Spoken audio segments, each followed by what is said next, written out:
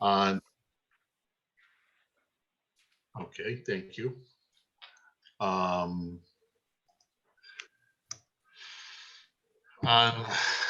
Wednesday, January 19th, 2022, we'll have a call to order. So my favorite person, Helen, is not here, who usually does that. I guess, who will I'll call? go ahead and sub in until we have another secretary. Hillary Downs Fortune. Here. Michael Carpenter. Here. George Sackle. Here. Warren Ducharme. Here. David Palisi. Here.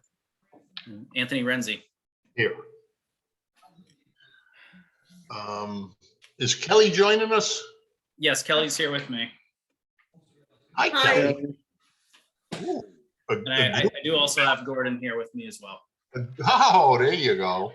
We've got a group Zoom. Okay. There are no minutes here to approve. Yeah, on the agenda, I had written December 16th, but I don't think we met on December 16th. I think our last meeting was in November, so I'll have that on for the next meeting for approval. Okay, that's cool. The site plan on D has been moved probably to the next meeting. Yeah, the applicant requested to push that off another meeting or two, but I'll be in contact with the applicant when they want to get back on the agenda. Okay, very good. So I guess we can start the, I guess, is there a correspondence, or I can, No, I'll just make my little spiel here. We'll start the capital improvement program. We'll get the presentations of the departments.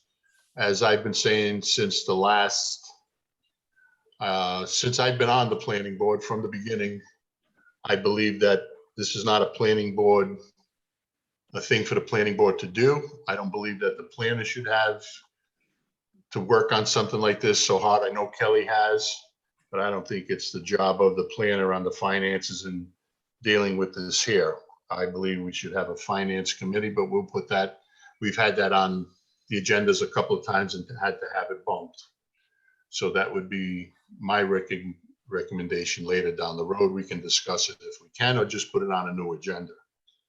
But as far as I'm concerned, I think everything that the departments have presented is great, and we should move it forward and let the town council decide what they want to do. But we'll move it forward, and we'll get the presentations, and anybody on the planning board which would like to comment on it or ask questions or whatever, feel free. And I guess we'll start with May I, what happened? real quick, may I? What's that? I've been saying that there should be a finance committee for 25 years. So until you get a finance committee or you get people on the planning board that understand money, this is a waste of everybody's time. Sorry to cut in. Well, maybe we'll get lucky and we can end up doing that in the future. Let's get this thing rolling, and I guess we got finances townwide. Would so that be? Anthony, before we continue, I just want to make mention that obviously the planning board received all the materials submitted from the different boards and the different departments that are requesting capital funds in the coming fiscal year. Kelly and I prepared a narrative that summarized all the requests, and you should see there's a table that shows carryover from previous fiscal year and things like that, and a recommended column as well. I just wanted to point out that that document is a draft document prepared by me and Kelly for the planning board's review and approval. That's not a final document by any means. That's subject to change through this meeting. So that's all I wanted to say about that. Thanks, Michael. So do you want to,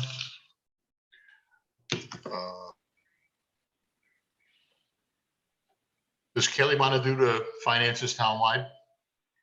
Or Okay. want to move? Yeah. Or do you want to do the departments first and townwide last? Kelly, you want to go on townwide or wait? It doesn't matter, whatever you want. Okay, why don't we just get Dr. Bonds here, Captain Isaac Payne School, and we'll go from there. Dr. Bonds?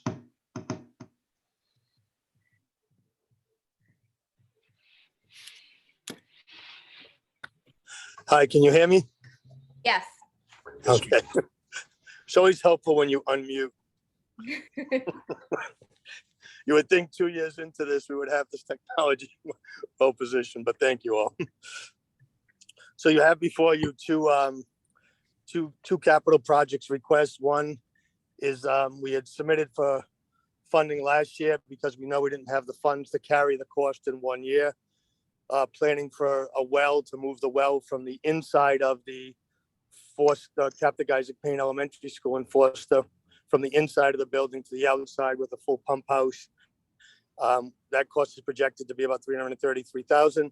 So we spread part of the payment from last year with the second half. We're looking to allocate from this year, which would give us the necessary resources over 2 years to commence that project starting next year. The second piece that's up is there's a playground, a smaller playground that is off of the kindergarten preschool area. We're looking to upgrade that. I'm sure you all know we had started the process of upgrading the main playground. That has been removed. That's in a previous capital project, but that main playground has been removed with drawings to be updated, and that project should commence this spring once the weather breaks. So what we're looking to do is also renovate the smaller playground area that was outside of pre-K and K, and that project is estimated to be at $60,000. And I'll pause for specific questions. You have the fact sheet that we submitted, but I don't want to over-explain because you have some of the information in front of you. Any questions from any of the board members? Mike Carpenter? Dr. Barnes, looking out to your replacement of the original septic, there's a budget Yes, sir. number. There's a budget number in there for $49,000, I believe. Yes, sir. You really need to take another look at that. That's not a realistic number. Okay. Yeah, just for budgeting purposes, it's not a criticism or anything like that. It's just that you would have it's probably going to cost 5 times that much. Exactly. Michael, this might be a good chance to explain how some of that, why we put certain values in this Yeah. document, have it approved periodically, that it's not intended for the entire amount. We just want it all on the radar for the state to reimburse. And you said it well, but you're right, as that particular request is several years out. We're trying to carry it as a potential project. What we tend to do is 2 years out, we'll start to get some rough estimates because, as you know, building costs significantly change as you've seen over the last few years. And we do try to package those expenses. That being said, we're not even sure we're going to need it, but we're trying to carry it as a potential conditional. We do have it inspected each year. The septic system is inspected. Everything is in proper running order.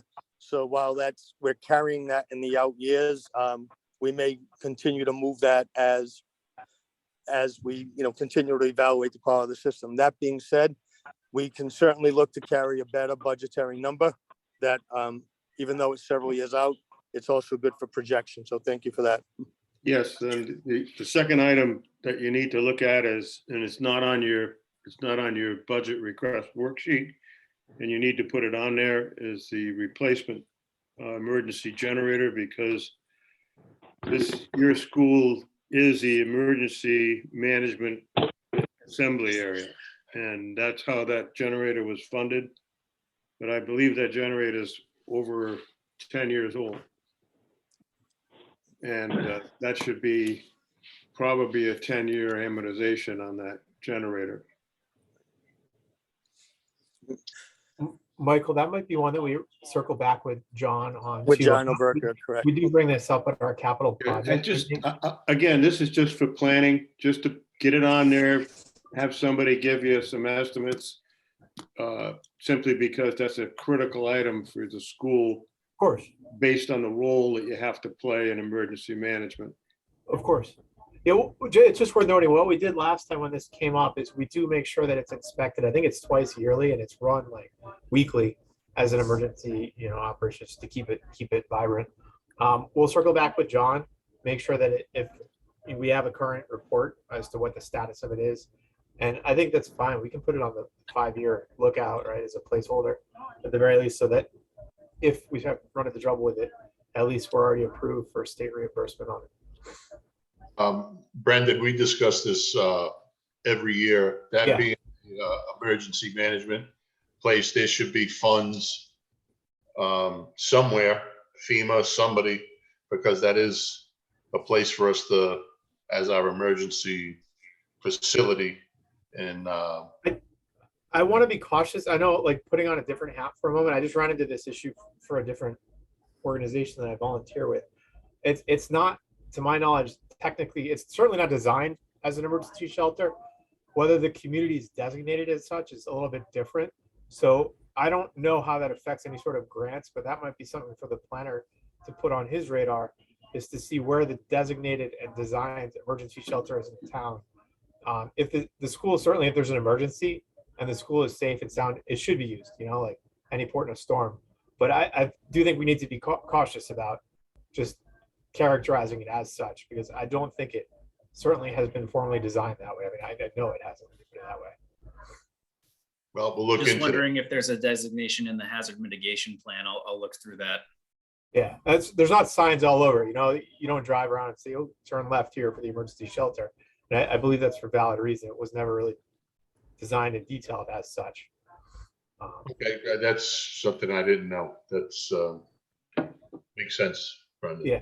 But we just totally ran into the same issue for another one. I don't want to sidebar this meeting, but it's a big deal to call something that formally. And there is money available to upgrade a building for that, but it's a big process. So circling back, I think we'll go back, we'll take a look at where we're at with the generator. And I think it's fine. I mean, we're within the zone where we should have it on that lookout. And at least we'll probably just keep pushing it off, but at least it's on that plan for the state to review and approve. Okay, good. Yeah. Anyone else have any questions for Dr. Bonds or Brendan? Okay, good. Moving forward. Next up, I guess we'll have the engineering board. The volunteer fire department. I'm here for that. Yeah, no, I know. And I have. Is that If I Tom understood Walton talking? if I understood the chairman correctly, it's your intention just to pass everything forward? That's my personal opinion. If not that's the case, I wouldn't want to take up your time with a defense of any of our projects, but Listen, we have 7 other members on the board. As Okay. I stated at the beginning, that was my personal opinion. State what you need. Any questions or anything from under the other board members, they'll ask you. okay, we have 100,000 for a fire truck. There's 25,000 for a rescue, which is entirely inadequate. At that rate, it would take 12 years to save up enough money to buy a rescue, assuming the price of the rescue didn't go up. And that would, every 12 years you're buying a truck, you're looking at 24-year-old rescue trucks at that rate. The other item, I believe, is communication equipment to add us another radio site. And communications are poor in some of the outlying areas of the town. That's all I have. Anyone have any questions for Mr. Walden? Michael? We came up with that $125,000 a year number. How's that working out? I know there's a, There's a prob, the problem is the finances changed radically at the ambulance corps, where we used to have enough money to put aside to buy the whole rescue, and then it was half. And now with what the payroll situation is, the money isn't there to do it, so 25 isn't cutting it. Probably 50 is a more realistic number, but that's the way it is at the moment. can Kelly jump in and let us, and kind of let us get a weigh in accruals that we have? Because I think we got about $250,000 in accruals, right, Kelly? What do you mean in accruals? Well, we've been budgeting 125,000 a year. I don't know if they've been spending that, So you have, it was on that form. Hold on, let me pull it up. Look at this, Kelly. Yeah, the memo. So they're carrying forward $265,000 dollars so far. So at the end of this year, if you fund them the 100, no, wait, I'm sorry, 275. So if you fund them the 125, they'd have about 400. So what happened is last year they used, I want to say $96,000 for major repairs on 2 of their fire trucks, their engines, I don't know, engines, tankers. And so that depleted some of their funding, but for the most part, that's what they have available. That's not committed in any way, shape or form yet. So Tom, is that a factor when you budget, when you put your budget request in? Are you factoring in that money that Kelly has and? The how money's much meant you to, spent? the money's meant to build up, so there's enough to purchase the truck outright. Fire trucks range from 300 to 400,000. Rescues range from 2.25 to 3, depending on what you buy. Yeah, And a life of a rescue, probably 10 years. So every 5 years, you need the purchase price in there to do that. The fire trucks,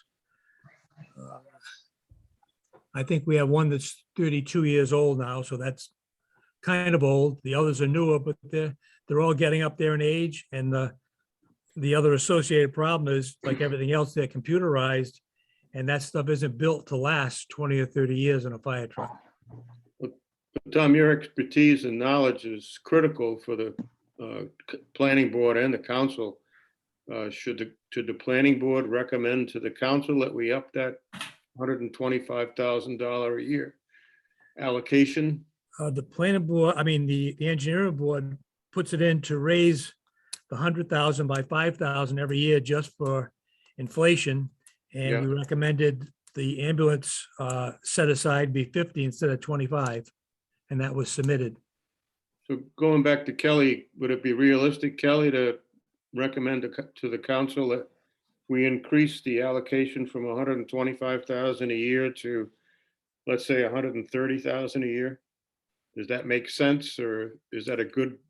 I think what increase? Tom's saying is that he needs more like 150 so that they can maintain their equipment. And I don't see that right now as a major concern. It might be going forward, but this year and next, I think it should be okay.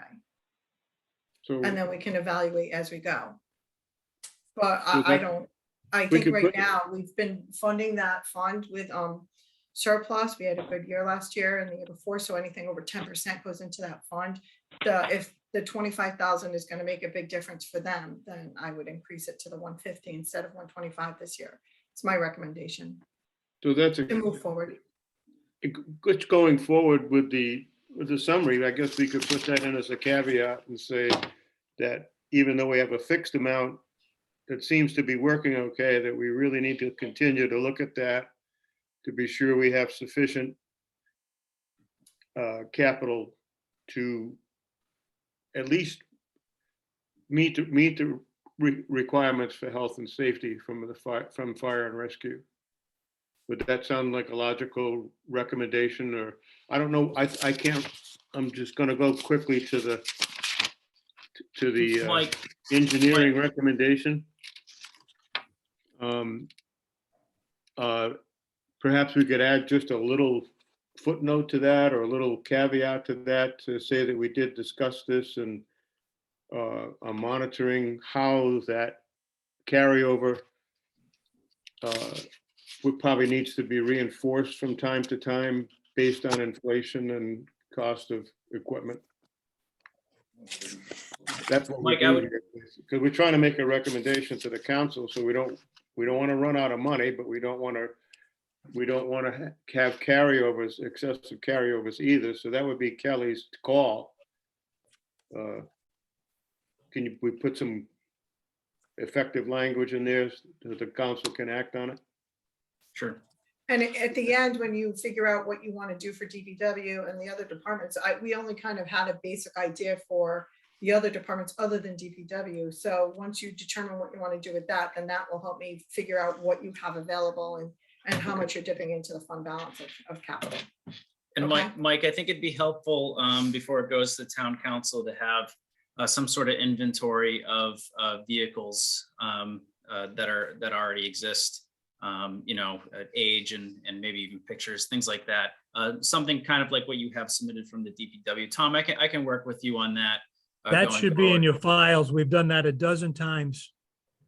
I Okay, don't think I've had an updated one for the last few years. We didn't have one last year because Mike Would it- asked me for one. It would be They different. haven't than it changed. was 2 years ago, Tom. Please. Can you just update it with the current mileage, its age or whatever? I Yep. know you did a major repair on those other two vehicles that were not that actually not that old. I think we spent close to $96,000 on those two vehicles, one for Moosup Valley and I think the other was South Foster, if I'm remembering correctly. So, just a comprehensive list of vehicles, and I know you're moving forward, trying to like, combine or into a taxing authority or whatever. If you plan on maintaining all of that equipment, that would be helpful too, just so we know what you're planning on keeping in your inventory. and we could use what we already have and base new Yeah. information off of that. That's no problem at all.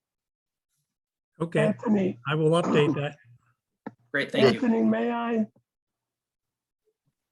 Who? Anthony? Yes. That's who's- Ron. Oh, I'm sorry. Listen, to Mike's point, if you think about your two numbers, $150,000 for 20 years is $3,500,000. If you have 12 trucks at $350,000 for 20 years, that's way more money than you're allocating even at 150,000. So the number's wrong. I mean, I'm not saying Mike's wrong, Mike's right, but overall, we're always short. So the inventory is one thing, but total dollars to total dollars spread over years is different than what you're talking about, for what it's worth. Anthony, my point too is also that we might not be able to maintain 12 trucks. That's that's been part of our ongoing discussion. 12 major pieces of fire apparatus for one town is a lot to carry. So I was talking about 10 trucks and two ambulances, so. there's even 12. 10 trucks for 3 department is significant. I mean, Yeah, at well, there's your problem. 450,000. So like to Ron's point, we couldn't afford that. Yeah, that's probably most likely true. I agree with you, Kelly. So, Okay. to say, to fund them the extra 25,000 so they could get their rescue and assist them in this time when they've been so heavily hit from a personnel standpoint, that would be one thing. Now you're getting into a bigger discussion about whether or not we can fully fund 12 pieces of apparatus, and that's a whole different discussion right there. Did the third-party billing go up, or is that staying the same? It's up a little bit, but it's down from previous years. It's up a little from what it was the previous year, but before that it was higher.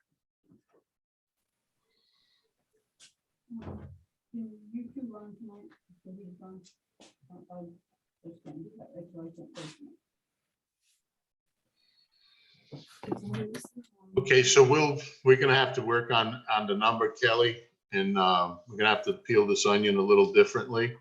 Tom, get us a current, well, don't get it to me, get it to Michael of your equipment and where it stands right now. I will. And we'll see now, the radio equipment that you're requesting, or is for what reason? Didn't we? Another, I don't have the paperwork in front of me, but I'm assuming it's for another receiver site on a new tower in town on Cucumber Hill Road. Put it on the, that new phone tower that Yeah, they, and that would be both police and fire. okay, that's a good idea. Okay, anyone else? Okay, Thank you. thank you, Tom. Thanks, Tom. Anthony, Yes, ma'am, who's asking? Kelly, Oh, hi. maybe it would be beneficial to start with me, because that way we can like focus on a few things as we go along through everything. So Whatever. basically, Go ahead, Kelly. basically we have about $1.8 million in all capital funds combined. And we are also looking to possibly fund some things through the American Recovery Fund. We haven't really identified what we're going to fund yet. Maybe some communication services, possibly not. We're still in process of all of that. So think along those lines, like if we can cover some of this, it might be a good point to bring up on the 27th when we have a public hearing on all of this. Also, the police have discussed with me, and you'll see that when we look at their budget. They also need a console. I have trouble with that word. I don't know why. A console, a communications console, and they got a price today of 130 fully installed. But then they're also saying that they might need a tower at the new building. How we would fund that tower is also up for discussion. Would that be part of the bond issue? Would it not? So we have a lot of moving targets here. We have the American Recovery Funds. We have the $1.8 million that the town has in fund balance, plus what we contribute each year. We contribute 500,000. So we try to stay between the 500 and 750 range, simply because that's using the fund balance, that's using the appropriation that we give each year to the capital fund, plus about 250 extra. So we're not fully depleting it. So there's that. We have the bill for the police station coming up. We don't know what we're bonding. We don't know what the final cost is. We don't really know we don't know too much about that, which is really inhibiting our moving forward. And we don't know what we're fully going to fund with the American Recovery Act funds versus what we can legally fund, what we are going to legally fund. I know that we are going to look into funding some of this police station build so that we don't put that total burden on the taxpayers. We stated that at the last financial town meeting, and we're going to honor that as far as I know from all of the council. So those are the moving targets. Those are the things that we're thinking of. So if you think of something that might be a good idea as we go along, that we could use the federal funds for. This is the time to think about it and then present that and go forward with that on the 27th at the public hearing. So the council hears your wishes on that, so we can kind of put it in the whole scheme of things. A lot of this has already been discussed and talked about. We just haven't finalized it because you need community interaction. We need some sort of council buy-in, and we need some public buy-in for that. We also need to figure out what's going on with the police station and all of these other things. But there's multiple pools of money. We contribute about 500,000 to that fund each year. We have about $1.8 million just for the town. We do have some reserves for the school. The school hasn't completed any projects to get new housing aid, but the school also has its own funding source. They have their own capital funds of about maybe say $1 million based on their audit and where they stand now. And they also budget for capital each year. And they have their carryover funds of, hold on. They have their carryover funds for the school of $203,000. So I think when we go through each component, we have to figure out what's already set aside, what they really need, what their other funding sources are, and where we can find other dollars other than the capital. And then what's left, we talk about with capital. Makes sense. Okay, and then as far as the town-wide component is concerned, we had budgeted for a new vehicle. We had wanted to purchase 2, but right now we have a building and zoning official using his own. That frees up the one that we purchased for all the other departments, and it's totally working very well.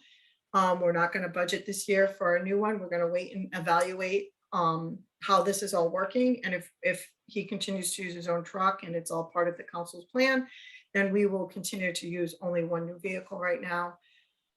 Plus, because of the COVID situation, people aren't going out and doing the inspection and doing certain things that they would normally be doing. So we haven't had a conflict with the vehicle. The vehicle's working great. We fully funded it.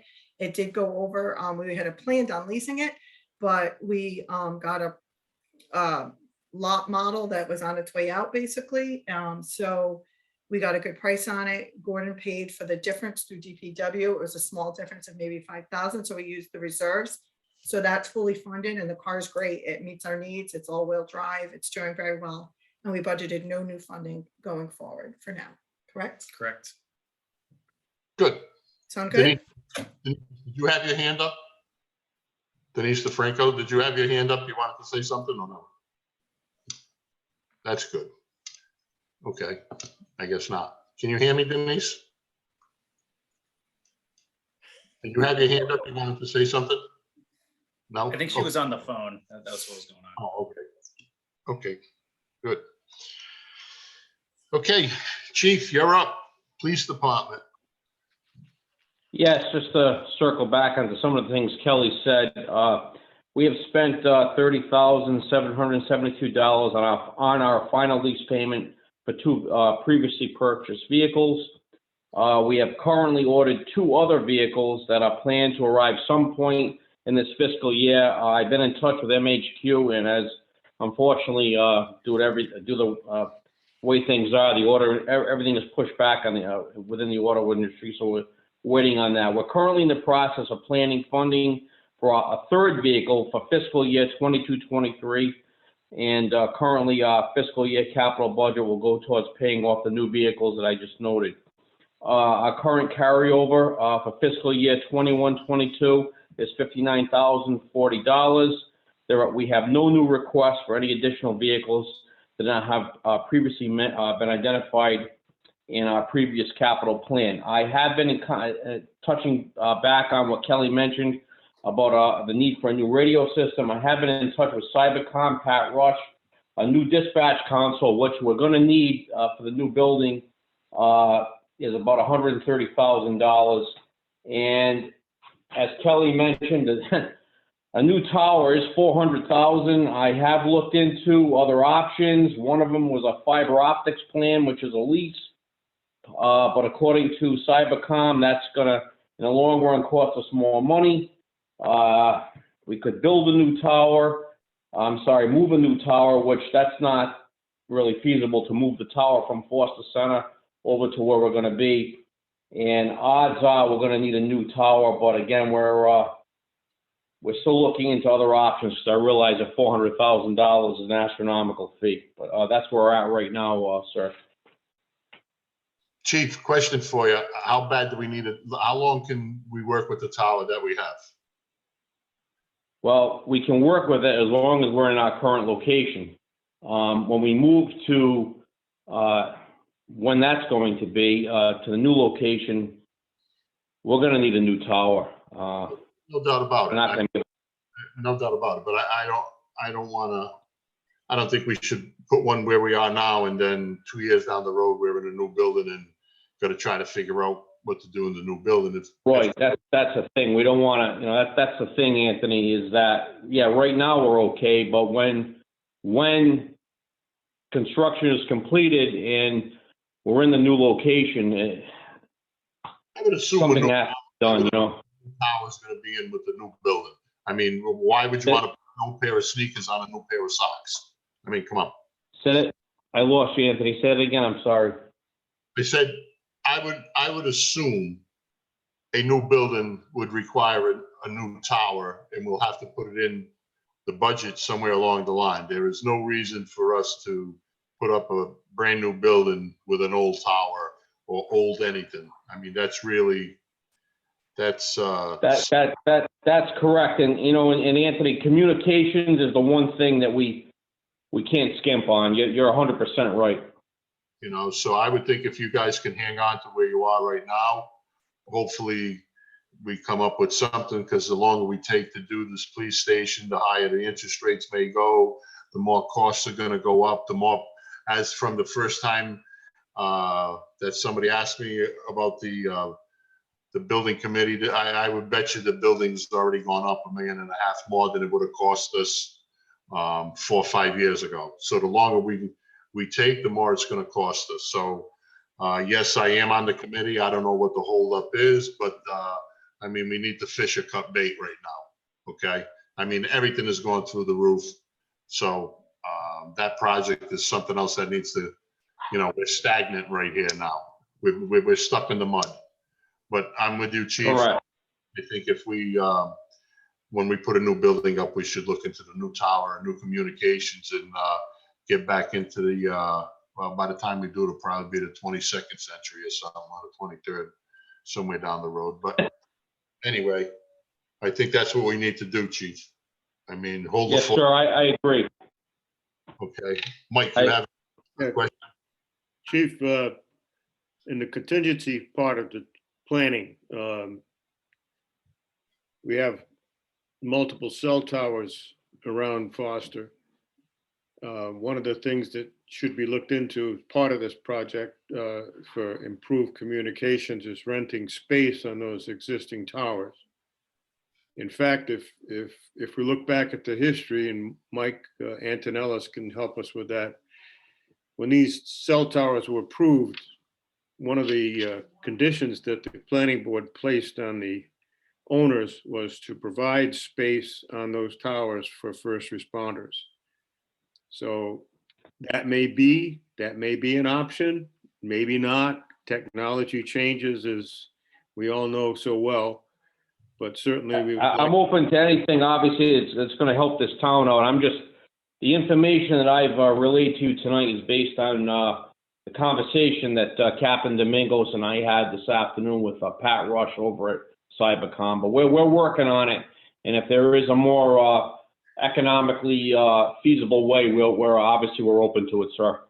Well, it's not just economics, Chief. The terrain in Foster is all of your communications, high-tech communications, are probably going to be UHF, your handhelds, your direct communication with other departments. That's all line of sight. And of course, what's happened is why we have so many cell towers out there is line of sight depends on terrain. So you have to have the ability to go tower to tower. Correct. That's why these guys spend so much money on these cell towers, and that's why satellite communications is such an effective link to the cell towers. So without beating the thing to death, it's just, these are existing effective communication devices managed by professional companies that provide us with our cell phone service and our television and our network services. And I would say that it would be certainly worth your while, because we're trying to come up with the most effective and the most cost effective and the most efficient means of communications to deal with the professionals who already have established a communications network within our town. So if we're going to ask for capital funding, I think it would be extremely wise to recommend to the council that we call in that marker, because we've allocated space and put conditions on these companies to provide effective communications in our town. And the most critical communications are life-saving communications. Mike, So, didn't Tom Walden say they want to do something on yeah, that that'll be a shared tower. on Cucumber Hill? Why couldn't the police department do the same? Yeah, and this goes to the solar installations as well. They use remote communications to operate all the solar facilities in our town as well. So we've got a pretty good communications network in Foster has improved over the years with additional towers, and we've got the professional guys out there that are running these facilities, and I think it's perfectly within our means to call in a marker and say, let us know what you can do. How can you help us? I like that. I Thanks, agree. Thanks, Mike. Thank you. Chief, thank you. Thank you. Appreciate it. See what we can do for you. And Thank you now, very much. now the Honorable Gordon G. Rogers, Department of Public Works. How you doing, guys? Where do you want to start? Yeah, so on the DPW, the first part talks about requested 350,000 for maintenance on paving and maintenance. And the way I got that number is we had gone out for Beta to do a road assessment, which I think you guys all have a copy on, and some of you were present when they presented that to the town. They give you a scoring of your roads, and basically the goal is to at least stay steady or improve on your score. Our score is 60 something, which isn't horrible compared to other communities. It's not the best. We're probably a little bit above medium, but it also gives you estimates on repair in the back of the book and what it's going to cost. And it tells you basically what you're going to need to spend on a yearly basis to at least maintain that score. So at the very least, I'm recommending maintaining the score so we don't go backwards. What I did do is and did realize that their numbers might be a little bit off. So I took one of those roads that are considered a major rehab, and that would be, I don't know if you're familiar with Balcom Road. It's pretty well shot, and that would need a full reclamation with the grinding, relaying it down, paving it, putting an 1.5 inch of binder, 1.5 inch of top on it. And I had sent the information through that Beta Corp to Deamber just to give me a budget, not a number, but a budget to work with. And the total budget to bring that road, the section from Route 6 to Central Pike, from Central Pike to North Road has already been done. But then you have the bad part from North Road going up the hill to where Balcom turns to dirt. And that number just to do that section of road correctly, the way it's recommended, is $243,000, which isn't a lot of road done, but it's should be done the correct way. What we've done for many years is simply just do an overlay, 1.5 inch overlay, and you have consistent reflective cracking coming where a road should last you 20 years with preventive maintenance on it and sealing it. We're not even getting 10 or 15 years out of it, and they're past the point because the cracks from below are coming through.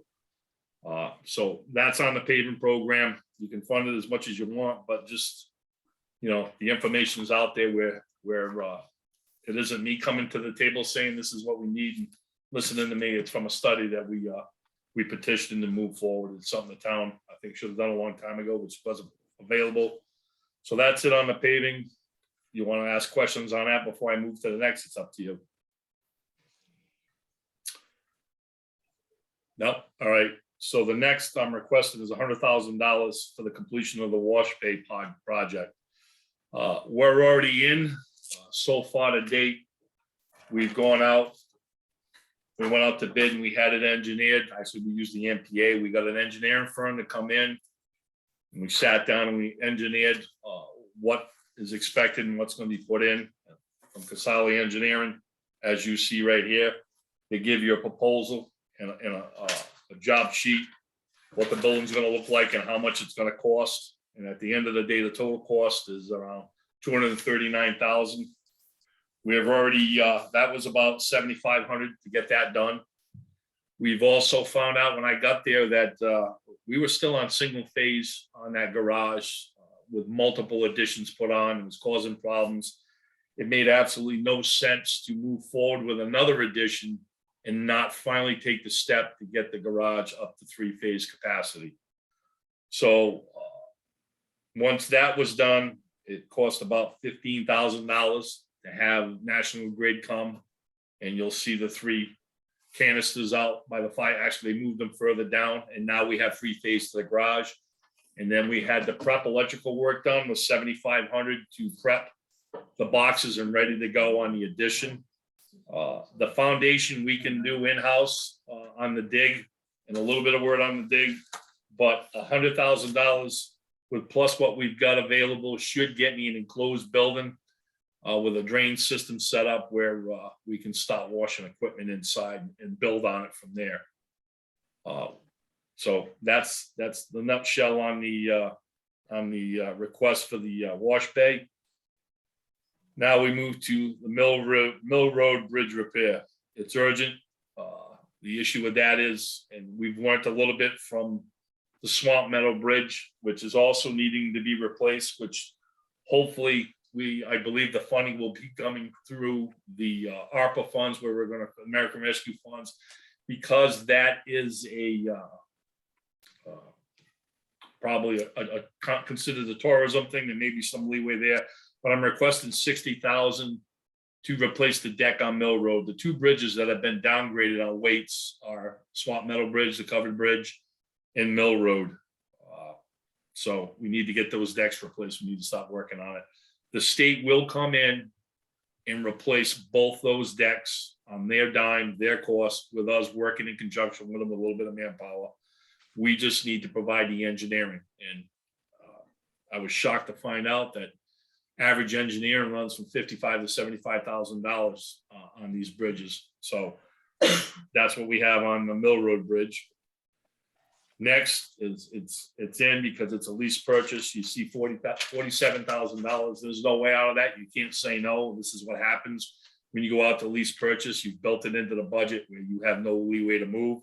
So that $47,000 is the final lease payment. No, Well, of 23, 24, the four. 22, 23, and the final lease is on 23, 24. So you got a couple more years on that you're not going to be able to get out of. It's locked in. And stop me at any time. Next, we got we're requesting a used roller.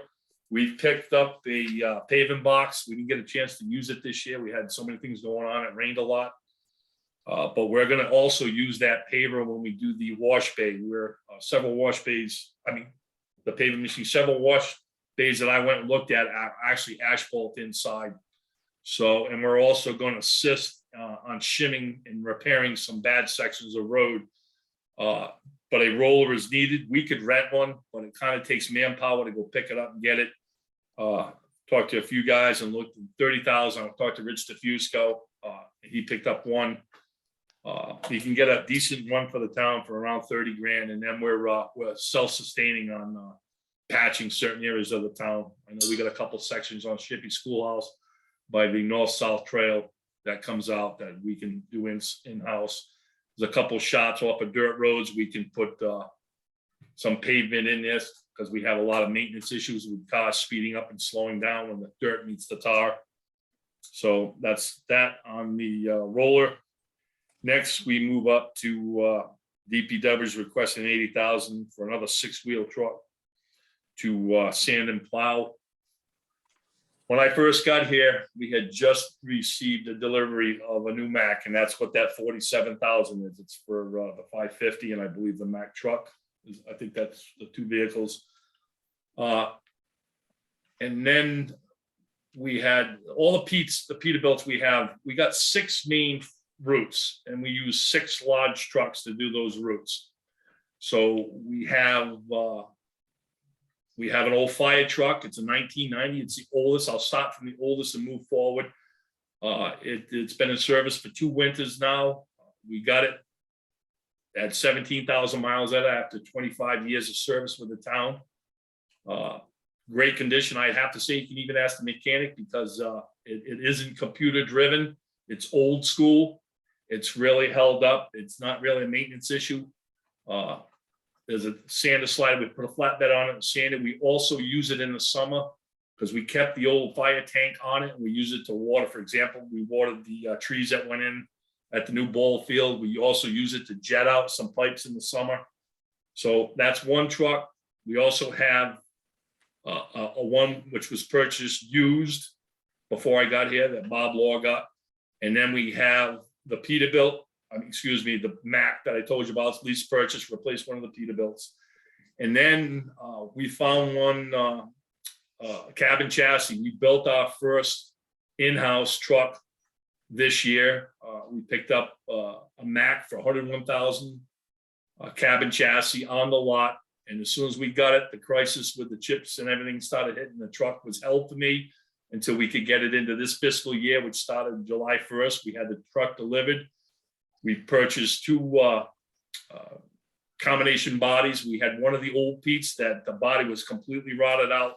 When I say combination, these are the sanders with the spinners right behind the cab in front of the drive tires on the back. And they tip sideways. And what happened was when he went to tip it sideways, it was so rotted, the piston just completely came out of the side of the truck and was hanging out the side by 3 feet. So we took one of the combination bodies on that truck, replaced it. So when that truck, I'm pretty sure this is the one we're talking about, comes up, we're going to swap that body over. Or if it's the second truck, I believe swapping that body over. And we've built that other Mack. And so we're doing pretty good. We've got 2 old trucks, 2 new Macks. This will be another one. And we'll have one more to replace after this. And we should be pretty set for a while. So that's the story with the trucks. You'll notice I wrote down how many miles they put on. They don't put a lot on, but they do sit and rot constantly, and the wash bay will help that. And then you'll see a note at the bottom. There's always been a push to replace Anthony Road Bridge and then Hemlock Bridge. when I had the state engineer come in, John Prius, who works for the state, who was the head engineer for the bridge crew on the state, we visited every bridge in town, and I brought him to those two bridges. Basically, those bridges have faulty head walls, so it's more than just a deck. And specifically the one on Hemlock, because the approaches are hundreds of feet. Any new bridge that's put in, all those old approaches would have to be removed. They'd have to put pylons in, and that bridge would basically be hundreds of feet long with pylons, and his estimate was 1.2 million just to fix that bridge. So I would recommend taking them off the list right now, because just to fix them bridges, we could almost engineer every bridge that's in service in town and needs to be engineered and fixed with replacing those bridges. So we need to maintain what we got before we go backwards. So that's what I got. Anybody have any questions for Gordon? Mike, you first. Yeah, first of all, the road survey was incredible. I mean, that was very, very helpful, very comprehensive. And I'm really glad that was done, because prioritizing sometimes is motivated by other than practical reasons. And in this case, I think the focus can now be on just kind of keeping our head above water, not losing any ground. So I think going forward and making a recommendation to the council, that survey is going to hold water, simply because just to stay where we are, and correct me if I'm wrong, Gordon, but I guess that what that comes down to is we have to spend money just to keep our head above water. Because if we spend any less than what's recommended by a comprehensive survey like that, we're going to lose the ability to amortize the money we've already spent. And this goes to our vehicle situation too, which in this case obviously has been passed on. This isn't the first fleet assessment.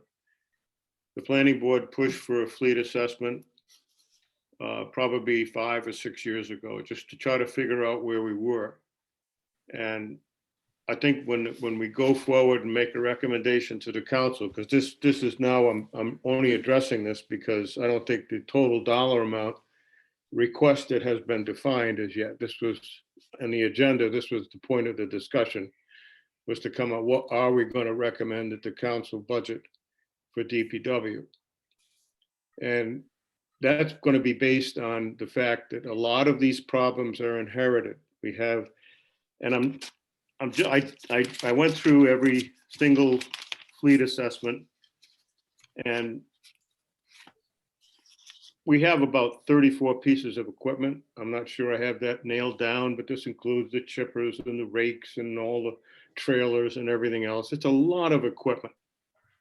And out of that 34 pieces of equipment, 13 of these pieces of equipment are beyond amortization. In other words, every single fleet assessment picture window gives us should be replaced in 15 years, should be replaced in 10 years. So now we have to deal with the fact that we've already run a lot of this equipment, in some cases way beyond the life expectancy, which now makes parts availability. It increases maintenance costs, it reduces reliability. And the biggest enemy we have is the fact that we don't put miles on vehicles. Our vehicles age out with very few hours. And the cost per hour continues to increase once the vehicles not only are aging out and fair wear and tear is a factor, but now age becomes a factor. So these are all penalizing the operating and maintenance cost, which is not included in capital expenditure. But if we don't make the capital expenditures we need to make, we're driving up our operating and maintenance costs to where it's just unsustainable. We can't afford to run a truck museum we can't afford to have more equipment than we really can properly utilize. So looking at this, what we would have to do just to reach amortization on these vehicles. In other words, so many dollars a year have to be allocated for replacement costs in the capital budget. Because if we don't have the money to replace these trucks, then we have to continue to maintain and repair them beyond amortization. Just a quick calculation, okay? I use 5 miles an hour as an average speed for a town vehicle, which I probably not too far off. Because as I said, very low hours, very low mileage, very low hours. So we got vehicles out there that are doing 968 hours a year, that are doing 500 hours a year, as opposed to our grader, which does 2,000 hours a year. In a mower. So utilization it can't be controlled. So what happens is, as the equipment gets older and goes past amortization, if we haven't budgeted for replacing that equipment, we're penalizing ourselves in operating and maintenance costs. Because what happens? Parts go up, labor goes up, replacement cost goes up. So if we say that we need to set aside $13,000 a year for a $197,000 dump truck to be replaced in 15 years, and we don't do that, we're not saving money.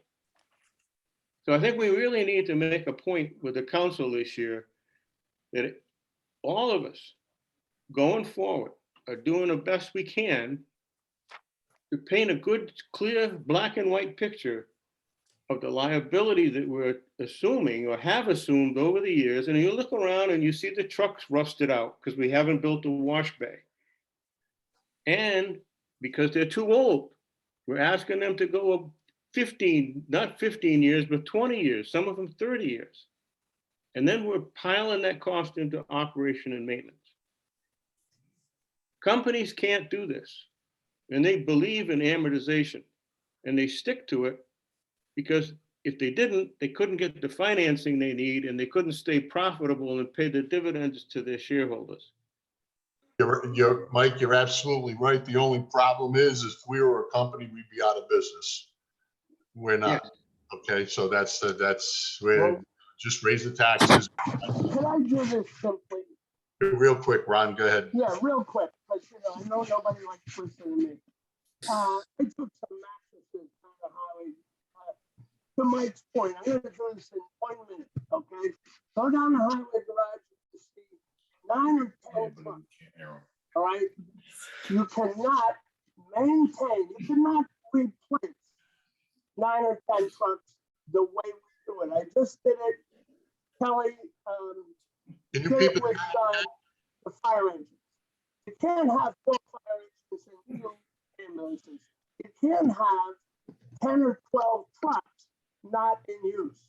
For years, when I was on and Henry was on, we recommended leasing or renting, management style wise, managing items at the point of use. And that is, if you're going to do road repair, you're going to rent your what do you call it, and your roller. Having 5 trucks sit there, actually, you almost have 2 trucks for every person on the highway you run. So what Mike is saying very simply is, this is bad management. It's not about the person.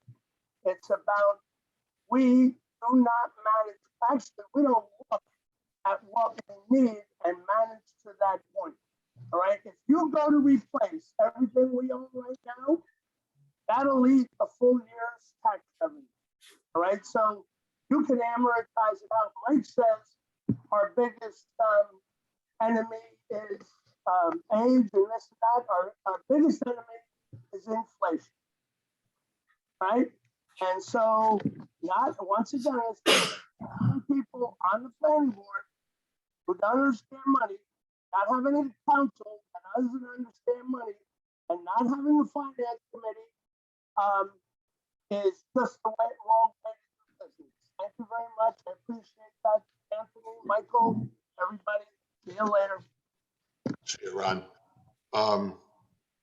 Gordon, a couple of questions. Could I just respond to the Yeah, go ahead. rental Bob. issue? We've Sure. got, and again, when I say the 6 trucks, we did build one, we saved $50,000 from actually purchasing it outright by building it. We have 2 pieces of equipment that's probably, again, 6 main trucks, we need them in the winter to plow, so a plow, when I was doing subcontractor and I had to provide a piece of equipment, I was required to carry it basically 6 months, right till April 1st was the contract. So we do have a mower we use in the summer that runs every single day, and the grader runs at least 6 months out of the year. The mower runs probably 7 or 8 months almost constantly. Both those are getting old, they're getting long in the tooth. The tractor so much, not the mower. They spent 40 grand on the mower, but I called to get a price to rent in case that went down. I was saying, well, let me see if I can rent something for 6 months and have it, or 7 months, and have it parked for the rest of the time. Now, once you rent it, you got to get your job done because the clock is ticking. And it was about $18 a week at a 4.3 week to rent a mower is about $10,000 a month. So at $10,000 a month over 6 or 7 months is $60,000 or $70,000 a season. 2 seasons, you're at $150,000. What kind of mower, Gordon? The Tiger mower that mows every single, we've got 160 miles of road that we have to mow. 75 miles times 2 is 150 miles, 160 That miles. hooks up to the tractor? It's on the arm on the tractor. To rent one of them is about 18 change a week, comes out to about, 4.3 a month, comes out to almost 10,000 a month. So $2 grand a month, 8,000, 8 to 10,000. So Okay, after 2 years, if you were gonna rent that, yep. You're doing an excellent job, Gordon. I wanna ask you just. So to give you an example of a mower that says has a 10-year life expectancy that we spent $200,000, $225,000 to buy on, if you were to rent that for the same 10 years, do the math, 60 times 10 is $600,000 to rent it. You'll always never have a broken down machine, but you gotta weigh it. And I was shocked. And the same thing, if you're gonna rent multiple plow trucks for the winter, it's a lot of money. I would say you might want to look into 1, building the trucks, or 2, I'm also looking into those trucks that are rented for the winter. They don't keep them a long time and they replace them. We might want to look into purchasing the trucks that are coming off of lease at a reduced rate. Right now, I'm trying to look into that to see how much that's going to cost. But we're gonna have a problem with the mower and the grader in the future, less so, and it's not even figured into this. But back on the pavement, I had $180,000 that I spent this year that was in my budget. We didn't, and in that budget, we're not gonna repave, lay new asphalt down on 1 single inch of road. What we wound up doing is we're gonna wind up, we did seal, that money's already committed. That 180 is simply just sealing some roads we have. So it was about 40 grand to seal Spur Road, Potter Briggs. We did a little bit of Ramtail from the bridge out. We're going to be chip sealing Old Plainfield Pike. It's probably it's our routes. It's our Route 95 in Forster. The bid went out. I forgot who got it, but the bid went out. It's $135,000 to chip seal that road. So between chip sealing the 2.1 miles of Old Plainfield Pike, it's just sealing it. Nothing's been done since that road was put in 15, 20 years ago. It's never been done anything. So 135 there, 140 there, and another 35, 40 to just seal with emulsion on them roads. And my entire paving budget, 180, is gone. And we haven't put 1 inch of new asphalt down in this fiscal year. It's spent on sealing. A couple of quick questions, Gordon. I didn't read that company that did the roads. Is there anything about, instead of asphalt, I mean, some of these dirt roads are pretty beat up, fixing the dirt roads? You're talking about paving a dirt road? I will tell you flat out, No, fixing, our biggest problem on our dirt roads is not taking the shoulders down. Paved, dirt roads are way more expensive to maintain and keep up. Dirt roads are more expensive than paved roads. Problem is, it's expensive to pave them. I upped the budget, and we're gonna probably go over, I put probably 45,000 in gravel. What happens is every single winter, every summer we crown it, because you crown them to keep the water running off. Every single winter, we plow it and throw the dirt in the woods, or the rainwater washes it out into the rivers and gullies. What we haven't done in years in this town is take the shoulders down to give a place for water to run. That's gonna be a couple of years in working, but this has nothing to do with planning, but again, it's a maintenance issue. We gotta take these shoulders down. We've worked on some bad areas like on Central Pike and Windsor Road that have been critically washing out just to fix them in Jenks Road. But we've got a lot of work to do on even the paved roads where the shoulders are holding water because it's not Okay. getting off. all right, that's the question. Now, you had said that the state was gonna, on their dime, on the bridges? The state is gonna come in and they're gonna, on their dime, and I'll give you the numbers that they've estimated on Swamp Meadow Bridge. They're gonna come in, once it's engineered, they won't do nothing until it's engineered. Once we give them the engineered plans, they're gonna schedule that bridge. They're gonna come in and within a couple of days or less than a week, they're gonna take that deck out and put a whole brand new deck in. And what the town has to do is the town has to sign a maintenance agreement, which DPW will be in charge of to follow their maintenance agreement. You They're got continuing that on. in writing? You have that in writing? It's gonna be a contract written, they're gonna be working on it. As soon as we get the engineering going, we're gonna contact, I did talk to Steve Prius at the state. He's gonna get that going. He's starting to work on that contract now. Why can't we use their engineer? Why won't they use their engineer? Excuse me, I didn't hear that. Why won't they use their engineer? Why can't we use their engineer? They said they got an engineer. Those guys are busy doing all their other bridges. They don't have enough engineers to engineer town's bridges. So part of the Okay. deal is you do the engineering. It's gonna be about $125,000 of material and their crew to come in and replace it. That's what they're bringing to the table. Okay, Ours is a 60,000 in engineering and a commitment to agree to the maintenance that they're gonna schedule out for us to do. okay, that's good. And, on the roller, you got a quote from Rich DeFusco? He's a. Rich, I talked to Rich when we did George Washington, and he just purchased a new one and sold his own. I fact, he picked one up, and he said around $30,000 will get you a decent roller. We're not talking a big one. We're not gonna be doing whole roads. What we're gonna be doing is patching sections and shimming. A lot of times, you'll take a road that hasn't been repaired, and you'll see it's I know what it rutted. is. And what we'll do is we'll come in and we'll shim that, so when they do repave the road, it's already shimmed, they just go over it. To have a company to come in and shim and jump all over the place on the road and then come back and do the paving, it costs a lot of money. It's a lot cheaper for us to shim and let them come in. How many guys Like a you got on, D'Ambro. how many guys do you have on? 6 guys. 6 guys. And we got more than 6 trucks? But yeah, no, we'll have the asphalt delivered. Okay. I'm just curious. Do they all have their operators licenses? Yes, they Like- do. Your guys can all drive the Every stuff that- single one of them. That's, I'm just curious. you It's know. actually a job requirement to be in DPW. Okay. No, because you're gonna get a roller and you need an operator's license on the roller. They run payloaders and backhoes, which also requires a license. So Yeah. they already have it. Okay, that's fabulous. You're doing an excellent job, Gordon. Thank you very much. Anybody else have any other questions for Gordon? Thank you very much, Gordon. We Welcome, appreciate, Anthony. we appreciate your time and effort. Thank you. Anything else here? Anyone else? Going once, twice? Okay. Thank you. Thank you, everybody, for showing up. Mike, do we want to add, No, wait a minute. Yeah. So we need a recommendation on the amounts dedicated to DPW. So per month. They have Well, to make what we recommend. Yeah, and yes, Kelly, formal. can we I'm sorry, give, go ahead.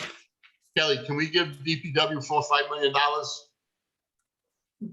Sure, And, Anthony, I'll put that in my next budget. Thanks. We'll get them a couple new trucks and about 20 miles worth of asphalt and we'll all be good. Why don't we do that? So to summarize, their request was 667,000, of which 47 is a lease payment already obligated. The 100,000 finishes the wash bay project. Without it, they can't finish. Okay. And the 60 for the engineering is to commit the state to fixing one of our bridges. And then the other things are kind of like up for just, I mean, they're all up for discussion, but if you could chip away at the ones that you feel, well, the 47 is done. Even if you don't agree with it, we have a committed, we have a lease, so that's done.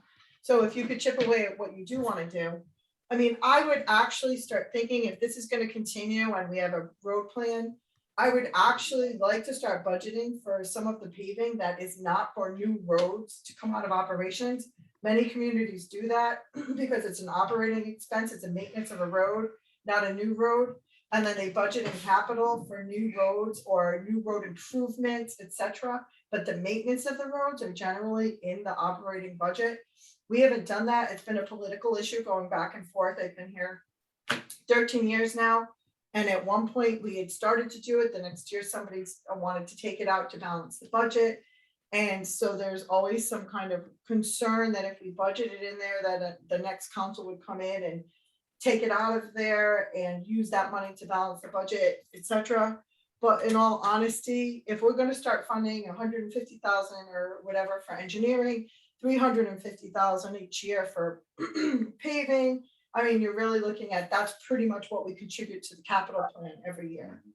So we probably should start building in at least the maintenance of our roads into the operating budget a little at a time. So it takes some of this away from the capital budget and leave the capital money there for road improvements, not maintenance. It's just a thought to go forward.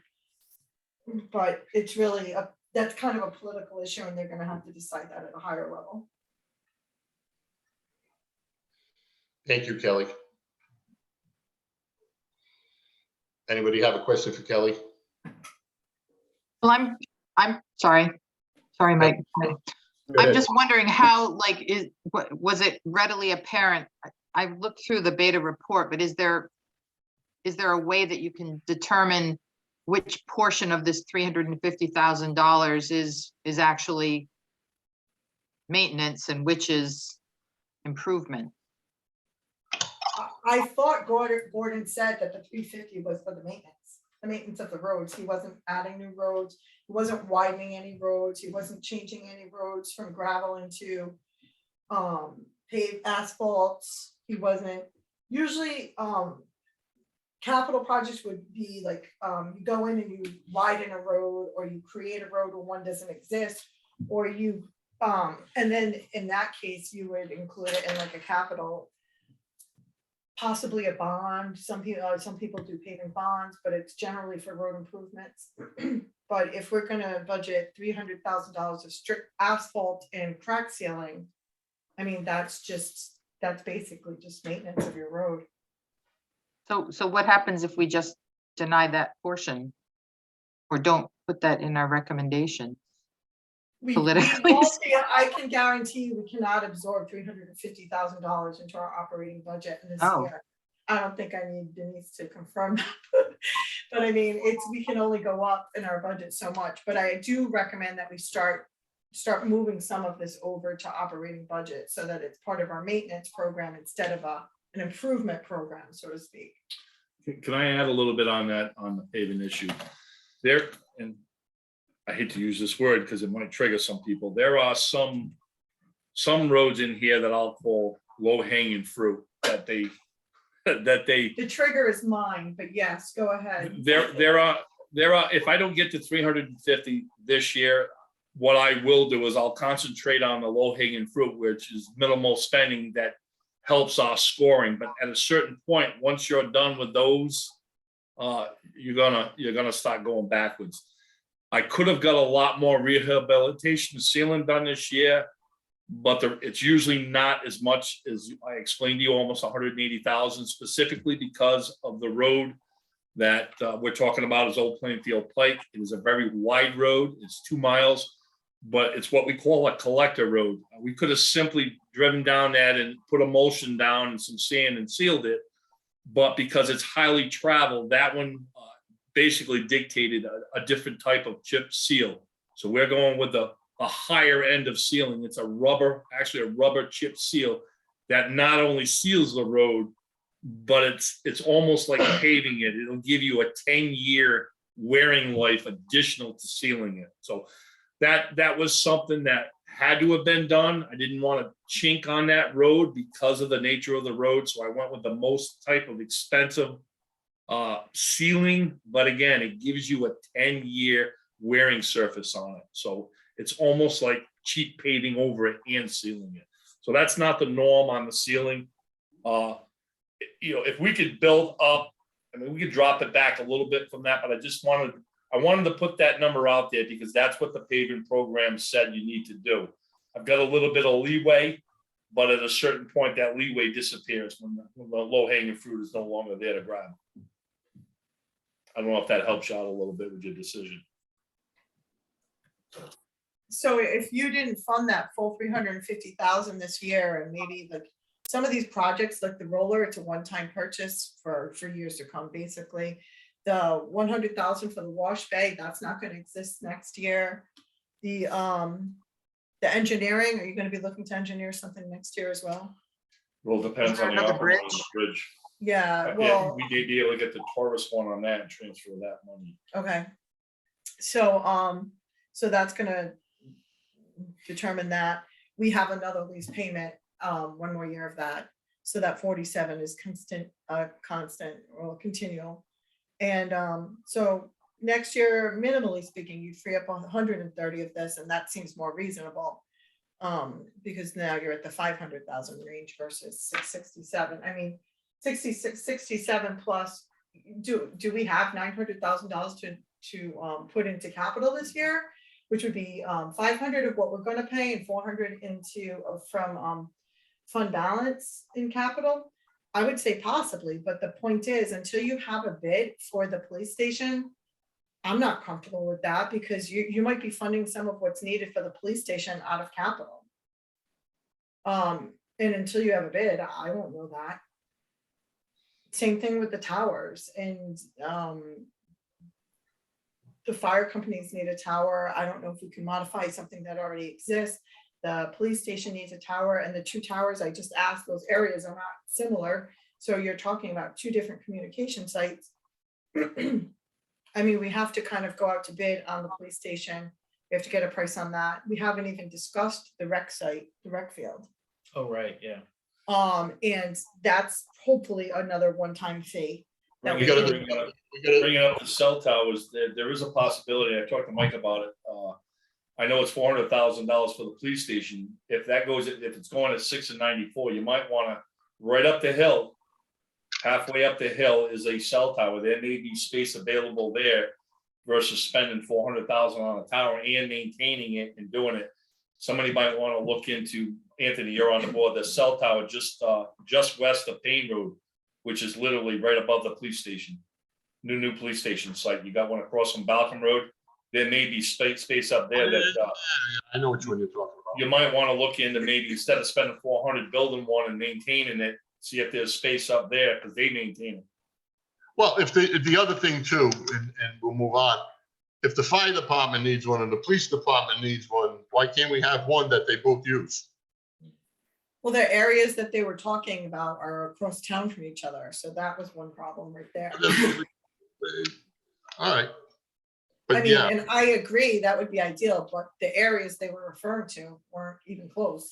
Yeah, we have dead spots down by the country club at Jenks Road, but when the tower went up on Cucumber Hill Road, there's dedicated space and area in the storage container unit for the EMS fire department to utilize that one. Luther Road has no carriers on it right now. But the main one that would help us is the Cucumber, and it's already written into the deal that you guys made with them when you Right. allowed that tower to go in. all right, real quick, do we have to do the that ball field thing tonight, Michael? We have to discuss. I can just talk about it real quick. I mean, we requested 50,000. Yeah, it was under townwide, I'd forgotten about. Yeah, under townwide, there was no request under townwide except for the recreation field. And what you see is $50,000 being requested and recommended for the ball field. The reason for that number is, if you remember, phase one, I believe we went a little bit over on the budget on that one, and that was due to ADA required improvements. And I'm forgetting the number of what that cost us. 36,800. 36,800. I don't know So, why. you know, we, There's something wrong with me. so we have, you know, it's basically planning for the unknown with that. Obviously, you have it was by Crossman Engineering. They did a cost estimate of what phase two is going to cost us. Obviously, we have the 400,000 dedicated from the state's open space grant through DEM. That's dedicated, plus the $100,000 match and other funds that have been contributed towards that. So that's all accounted for. What we're concerned with is going forward is running into the unknown when we actually get started on that project. Plus, if you look at the estimate and you take into consideration the other funding, we were short about 30,000. So we rounded it up to the 50 in case we run into other things. Plus, we do have that payment in lieu fund. We can't really anticipate right now how much money is going to go towards that, but we'll use that for overages as well. Yeah, we utilize payment in lieu of first, obviously. So basically, we're waiting for 2 RFPs, one for the rec field and one for the police station. And those are kind of, it's a big deal to know what the bottom line is supposed to be. And then with the American Recovery Funds too out there. So until we have some more definitive answers, I mean, I would suggest you make a recommendation to the council, and then by the time they adopt it, I'm hoping that we have better numbers for the other things that we have outstanding. I have no idea where the building committee stands as far as like an RFP and when that's gonna go out, so I don't know. Kelly, quick question. The second phase of the athletic field, Yeah, just out there, I'm just gonna ask you a crazy question. Does that have to be done? yes, We lose the grant. we Why? already committed, because we committed to a grant. Give them the grant money back? Why can't you do that? I am not gonna be a party to somebody giving back $400,000. $400,000. Why? Well, that's a political question. You can ask anybody other than me, but I mean, that's $400,000 with a match of 100 to finish a project that's been outstanding for 12 years. You push people to the right grants and then you turn them back. I get I that. honestly think that the state would, I don't think we would get another one ever, considering that they've allocated the money to us, they've committed that, and they probably turned down other applicants to do so. So, and they're committed to this because they helped us fund phase one. So they come out, they regularly look at it, they look at our signage, they look at our field, and they want us to finish phase two. Okay, whatever. But it's entirely up to everybody else. I mean, it would free up money, but No, we used the other one so much this summer that, I actually do think it was used a lot from what I hear from the people who what do you call it, schedule it? Correct? Yeah, Yeah. the rec director said it was used every single night during the week. now when they put sprinklers on the new one, are they gonna get onto the old one too? Ideally, yes. Yes. Okay. Anybody else have any other questions? Mike, No, not a question. statement? Yeah, well, consideration.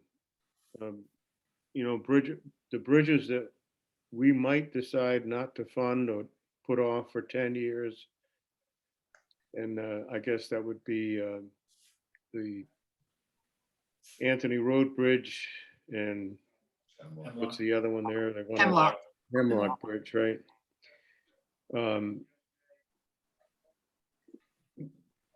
Be working for a number of years, if you think about what we're doing, okay, when we do not repair a bridge, and sometimes we forget how long, that I just heard 12 years on the athletic field.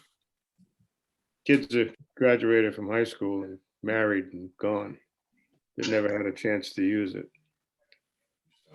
One of the things we must use to guide our decision-making process is the fact that the bridge on Anthony Road has been out for 3 decades, possibly 4. Really? Yeah. And I think Anthony mentioned several times about inflation and building costs over the next couple of years. And we have to move on to get a project completed before we're unable to afford the project. Please, everybody go home tonight and think about this simple fact. Roads connect people. Roads define a town. Roads, public roads, define our zoning. When you take out a bridge, you create a dead-end road. Everyone in town has to share in the maintenance and operation of that road, including snow plowing, trash pickup, mail delivery, etc., housing values. The reason people in town approve budgets, the reason we have a road system in town, it is what defines us. When you create a dead-end road, it only serves the people that are on it. It no longer serves the town. Old Danielson Pike no longer serves the town. Historically, Central Pike no longer serves the town. Anthony Road no longer serves the town. I can go on because part of what I do is land trust stuff. And I can tell you, we even have roads that exist that serve no one. And most of you probably never even heard of Tom Woods Road. But that is a town road. And unfortunately, there's a brand new home that relies on that road for its frontage. So when we advise the council, and this is where we get into a little bit of legalese, and we've suggested we budget to replace a bridge, we're also budgeting to retain the integrity of our town and to justify charging people tax revenue, okay, who live on that road, who have lost access, and denying access to the rest of the town residents to what was intended to be a connecting road to make their town essentially what it is. Little philosophical here, guys, but when you get into planning and you get into legal decision-making, you've got to be very, very careful. And I think the council is painfully aware of the consequences of defining a property by frontage that doesn't exist on a public road. We can't violate our own laws, and we can't ignore the fact that roads define our town. So let's not diminish the importance of budgeting. And I think Kelly hit the nail right on the head. Were you listening, Kelly? Yes, maybe. Yeah. When you said operation and maintenance, that's all about sanding, salting, paving, plowing. That's what operation maintenance is. And we also touched on that with the vehicles. And when we neglect to replace a vehicle and allow the maintenance and operation costs to go up, to be driven up excessively, it's no different than failing to maintain the roads and causing them to be replaced rather than maintained at taxpayers' expense. That's not serving the community. That's being wasteful and irresponsible. So Well- take that home. Thank Well, you. Mike, asphalting Anthony Road when it doesn't have a bridge and it's a dead end is wasteful.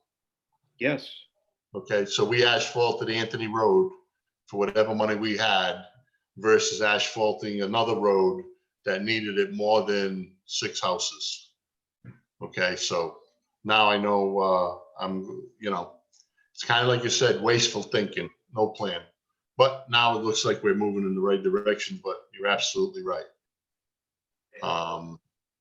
Anyone else have anything to say? Okay. Thank you, everybody, for being here. Back to. You still have to recommend something. Oh, you know, By my, the rec- charter, according to the charter, you have to give some sort of recommendation to the town Okay. council by February 1st. So we're Okay. trying to get you to commit to the numbers in some way, shape or form so that we can either in its entirety or abbreviated, whatever you want to do so that we can finalize this letter for the council. you got it. Somebody want to make a recommendation? Yes. Anthony, we should defer to you. You are an expert. You don't want to hear my, you don't want to hear my recommendations, but I guess, I'll make a recommendations to move this budget forward here, the proposals forward to the town council and make a decision. I Joanna, can't, you're on mute. help me out, Joanna. You are the chair, so you shouldn't make the motion. You can ask that somebody make a motion I to, just did. but you said I make a motion. You, I just did ask somebody. They Okay. threw it at me. I Warren, thought you said you. help me out, Warren.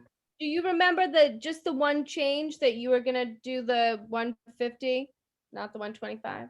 That wasn't, yes, okay. That wasn't really a change.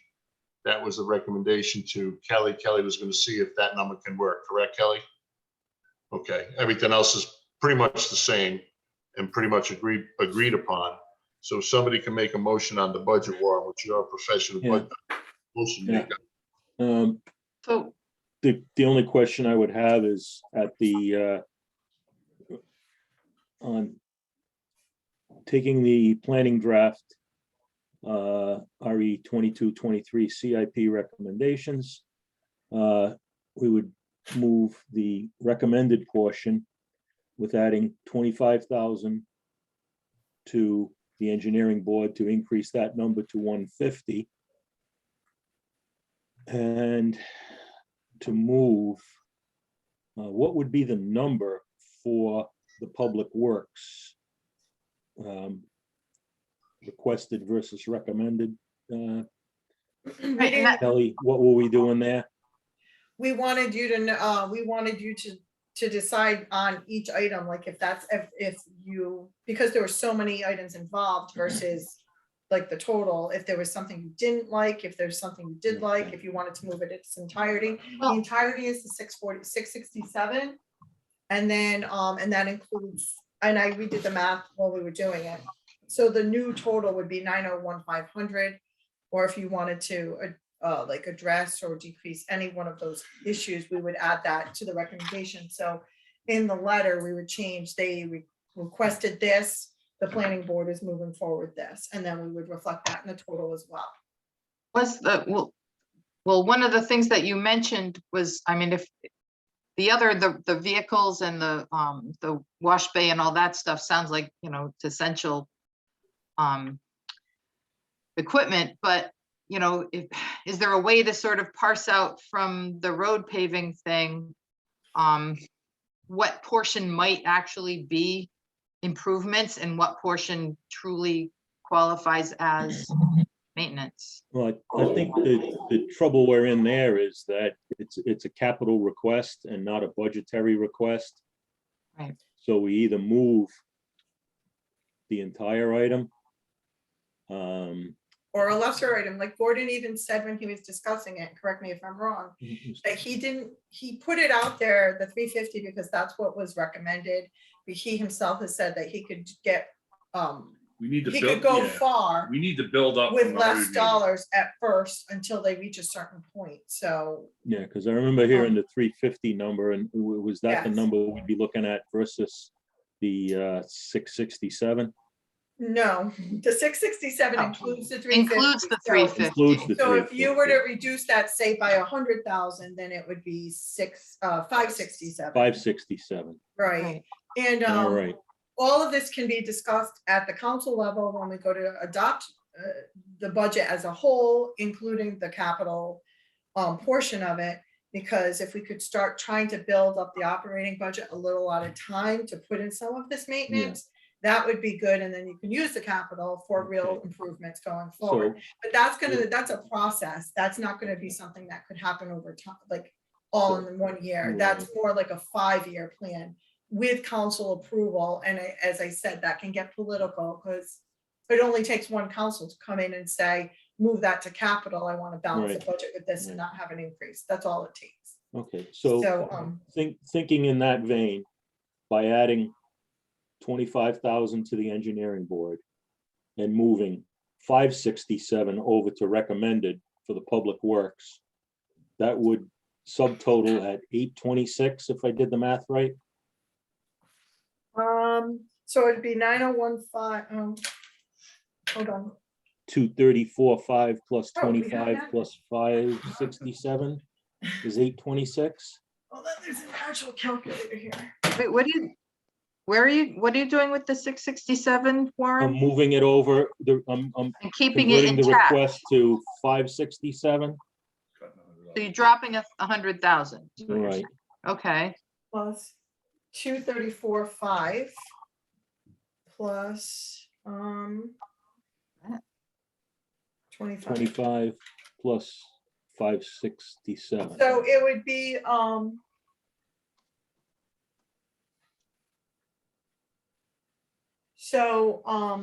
you're it would increasing. be engineering 826,500 of Right, okay, capital yeah, plus the 15,849 that's we already have received and is restricted for school. I say that we earmark that and move it from just like saving in fund balance to their reserve so that they're basically obligating those funds to use towards the projects they have. So they don't have to use theirs. So that's giving them access to those funds through their plan. And then, yeah, that's the only other thing that I could say. So basically, it seems a lot worse than it is. It's because you have about 500,000 that's going to go into that fund. So it's really depleting the fund balance of about 326,000 that we have in reserves of about 1.8 million. So it's still good.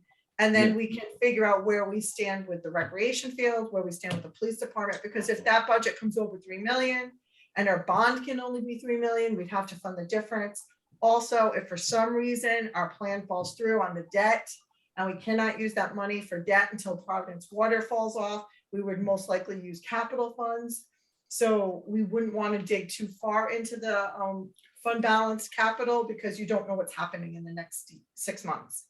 Did And it, this next 6 months is going to be pretty critical. the COVID relief money that we have the meeting next week about that, did it, I can't remember, did it say if it can be used for capital expenses?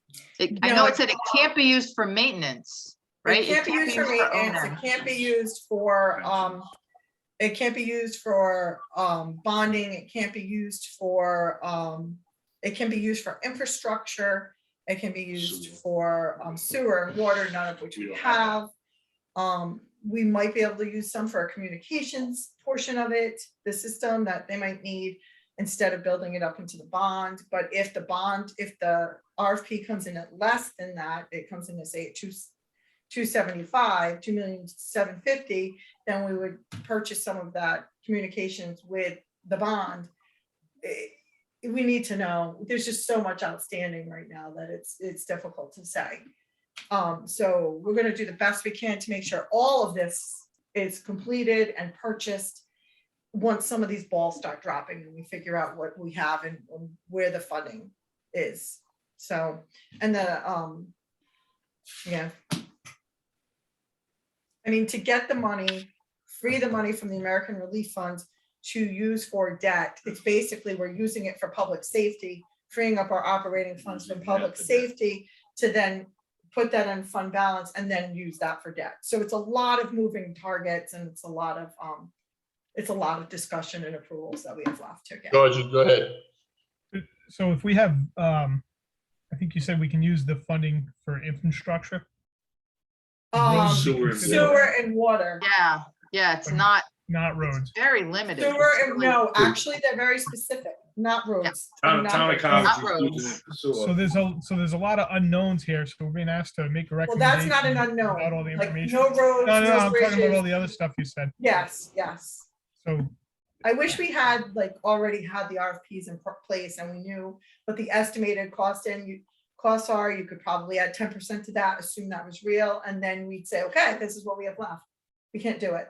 so we don't really know how much we can afford to allocate to the DPW and how much we can afford to allocate to all these things right now. No, the good thing is this is moving forward. You're moving forward to the council, and the council can sit on this till about April, and hopefully something happens between now and April to clarify some of these issues. Mike, did you have And something? the financial town meeting's not planned till May, assuming that doesn't get postponed, and then we So have till then. are we required to come up with something at this point? Charter. You have to recommend something by charter. The planning board has to recommend something to the council. That's the deal. Mike, Even if it moves or changes, that's what you have to do now. Mike, Based on this discussion, Anthony's original statement makes more sense than anything because of all of the balls that are dropping, to quote Kelly. Let's just push this. I'd be more than happy to make a motion to move the recommendations forward as submitted. And the justification for that would be all the concerns just expressed and the fact that we don't have all of the information that we need. And I would also certainly say that Kelly has clearly expressed the fact that we need to define what can be funded for the build back money. Okay, what can be funded with that money before we go into this meeting on the 27th, so that we can use the same data we just discussed to determine how that money would affect our capital budget. Because we had a school issue with the generator, and Brendan saying that he wasn't even sure that the school was an appropriate emergency assembly area. That money- Brendan would be That correct. money could very well be used to establish the school as an emergency assembly area and fund a new generator and God knows what else. Not the relief money. I don't think it was really specific. I read it like 3 times and I was like, it was very interesting what other towns, they sent out what all the other towns are, how they're spending their money. And yeah, it's almost unfair in a way that a lot of what it should or can go for doesn't apply to Foster. Right. And So like one of the questions might be some of the even some of the recreation stuff, believe it or not, and the communications and Hillary, whatever. would you be able to lend your expertise to Kelly regarding those issues? Well, I'm sure she's seen the same documents that I have. It was Well, posted. some of our documents get overlooked now and then, as you well know. I prepared that. I was gonna say, When it went out I'm sure online. you know what's on Kelly's it. got it. No, we uncovered a document that was aged out about 13 years that Hillary was able to help us with. Oh, So, and it's a different issue, but Hillary is an expert. So identifying our experts on this planning board is extremely important. And I think she could lend a good service to the town just by helping us interpret where that build back money can be applied. You probably have already done a little bit of research in that venue, right, Hillary? Yeah, but, and that and was that's the thing, before- it's frustrating that, and how that, Kelly, you're exactly right. There's this whole like triangle going on right now where we want to be able to use some of that money to offset some of these costs, but they put such narrow requirements and restrictions on how that money can be used that it becomes almost a moot point. It's almost like we're going to apply that to something else just to have the money to do this. Right, I mean, I'm not gonna lie, we're not gonna send it back. I mean, I think I can speak to the Right. council and everybody. We do not want to send $1 back. But we don't No. want to have to send it back because we misuse it either. So we just have to be No. careful. We have to be very careful with the way we document it. And we're gonna get as much help as we can. So if you can offer guidance and help, we'll take it. And if we yeah, I mean, I'm- spoken to the state, I don't know what you would call him. He's like a state rep who's helping us, the municipalities. But he won't give an opinion, but he will help us not document, but so much, we can vet it through him and he gives us ways that we can get it done. Right. So we did vet the whole debt thing, but we can't call it debt payment because it's not allowed. But if you have lost income and you can show lost income can be used for government services. One of those allowable government services is salaries for public safety. We can use that funding for salaries for public safety. It frees up our budget in our operations. We reserve that for future debt. So it's creative writing and walks a little bit of a line, but that's how we're going to earn it, because we don't have water funds, we don't have sewer funds, enterprise funds like so many communities, and they're really doing a lot with their water and sewer funds, a lot of that. So We And we of have that, water. We have I was gonna water, say- it's called Hemlock Brook, and we just have to keep cars from falling into it, so we need There you go. a passover. Clean Right. water. We're trying to keep the Right. water clean. That's By right. keeping the cars up, right. Something even like the So I- covered bridge, we're gonna try and see if we can cover the engineering. I'd like to costs move because the we're calling question. it a tourist, Yeah. tourist And- site. Can we Yeah. move the question and can I make my motion? Take your motion. I had a motion. I would and definitely think- move with lots of confidence in the intelligence and opinions that have just been expressed, that we forward our recommendations as written to the council. Do I have a second? Didn't Warren already make a motion? Yeah, who though? made the original motion? Warren Who kind of started made it? the motion to move to increase the engineering board as we had discussed here, thinking By that 125 25,000. wasn't enough in the long run. Right. And it's sort of our responsibility to pick a number from Public Works to recommend something, because the recommendation is now nothing. Right. It sounded like you were gearing up It was- to do the. I was gearing 567 up number. 567. to 567 for a total number of 826.5, where you see the 234.5. I like that one better. And we should not be pretending we have this big bucket of what I refer to as drunk money, which is the federal funds, which Right. they're just giving us that. We're never gonna have to pay that back as a taxpayer. No, And so that just adjusting those two numbers at engineering and public works for the total to be 826,500. And that's sort of where we had been going. You And made that would- motion. That motion would allow the council to say, this can be operating, this can be capital within that budget, and that's a discussion that we could think about, but it's sort of our recommendation to spend that much at Public Works, one way or another. Okay, so do we have your motion? Yes. Second, Thank you. All in favor? Hillary Dunn's do roll fortune. call? Yeah, I got Aye. the roll call for on Zoom. Hillary Dunn's fortune. Ellen's Aye. not. I'm sorry. David Palisi. Aye. Warren Ducharme. Aye. George Sackle. George, you're muted. Aye. And Anthony Renzi. Aye. Did I do Mike? I'm sorry, Mike, I skipped right over you. Mike Carpenter. Aye. Perfect. So the ayes in favor. Okay, perfect. Now, before we adjourn the meeting, which I can't do that, do we want to add some things? Anybody have any recommendations or things they would like to put on the agenda for next week or the next meeting? Anthony, you wanted finance committee on for discussion. I want to discuss the finance committee on there, zoning on Route 6 and the blight. Oh, I know. My biggest question, Hillary, you and George, I did all that work on that on, the survey. What Survey, are we doing with that? We'll put that on for discussion next. I know George was chipping away at populating that for us, so I had talked to him about that. Did you get- a week or so Yeah, I've ago. been working on Survey Sparrow in my little free time that I have, trying to get that developed. And Yeah.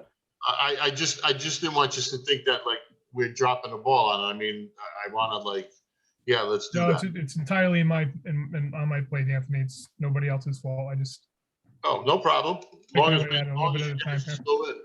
long as we're still in on that, that's all I wanna do. Mike, Yeah. Yep. you're double-handed me. Double-handed, because we gotta get a really nice letter of appreciation and plaque and, Yes, I didn't even mention the name, but absolutely. yeah, That would be the town council, I think, should do that. absolutely, yeah. There's gotta be somebody out there that does plaques and, Yeah, more than just a piece of, yeah, we normally do a copy on the copy machine like you get in elementary school. And maybe we should get her a little gift from the planning Yes. board. Do we have any money in our budget, in our planning board budget? What do we got? Did we put something in? 300,000-400,000 for the planning board? didn't get anything. Why is that on? Is this for Helen? Yeah. Yeah, Just Yeah. do what you have to do and most likely just charge it to contingency. I'm sure Denise would be fine with that. I would just verify Okay. it. I'll Okay. verify it. Yeah, why don't we do that? That'd be great. That, Just let me know. Are you gonna handle it? I guess and so. I was Mike will gonna handle tell, it and he'll just put in a requisition and I'll figure out where we're gonna take it from. We have to do something. And yeah, I'm sure they would be and fine. Mike and Anthony, yes, sir. I'm going to do a little research. The end of this week or early next week, contacting my friends at the state police where they have that nice tower that is actually, they actually get paid to have that tower there and put their devices on it. And we do that throughout the state through my office. We do all the permitting for the towers and the communications attached to it. Mhm. So I'm gonna find out how and if our location would be worthy of such a project. Well, I don't know if Gordon's listening. Is Gordon still there, Kelly? He's here. Yes, I am. agenda, it's not on the agenda, so we were Gordon just, at one time. we were What? just we were just talking about what items we would put on for the Well, future. this is gonna be something about he's gonna Yeah. look at on the tower. And this is part of that agenda. I just want to clarify so we can put the correct wording on the agenda. Yeah. Okay. At one time you discussed with the 911, with the state police doing the dispatching because they had the tower and the equipment, ain't it, Gordon? We talked about Gloucester doing it or the Connecticut State, Rhode Island State Police would do it with the police. We still needed a alternative for the fire and EMS, and that would have been Gloucester. Yeah, but They had you would them. still need a communications point in the town Right. to link into their system. Okay. You know, if, Look into it, Warren. yeah, so I'm gonna look into how they obtain those services. And DOT's putting them everywhere, DEM puts them all over the place. So we do quite a few, and down at Quonset, we're putting them up, they're putting another one up now. Great. So I'll find out where those come from. Thank you, Warren. Georgie? Going along with what you had zoning on Route 6, Mike had mentioned an overlay district at one point in time, or kind of a transitional district. That was discussed at the joint planning board town council meeting. We can put that on for discussion. I'd like to hear more of your ideas on that, Mike. So that's why we put that on the agenda for the next meeting. Thank you, Anthony. Okay, Helen's not here for the famous words. George, you want to do the Meeting honors? adjourned. Motion adjourned. Do we need a second? No, No. Okay. Thank Do you, I need to everybody. do another roll call on this, or can we just say aye? so all in favor. We can all say aye, it's being recorded. All in Aye. favor? Aye. I, Thank you, everyone. Michael, I'll talk to you. Thanks for Joanna, everything. Can you Good say night. aye? Hi, everybody. Yeah. Hold on. Careful driving.